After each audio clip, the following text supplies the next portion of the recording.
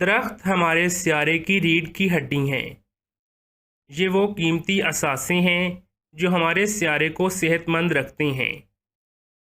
درخت ہمارے وجود میں اہم کردار ادا کرتے ہیں۔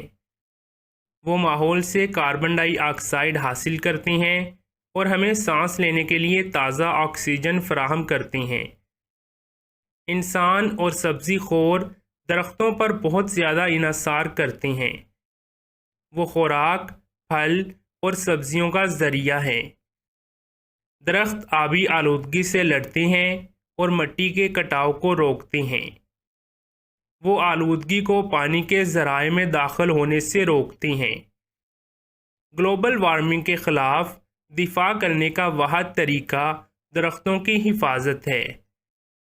درخت بچائیں، زندگی بچائیں۔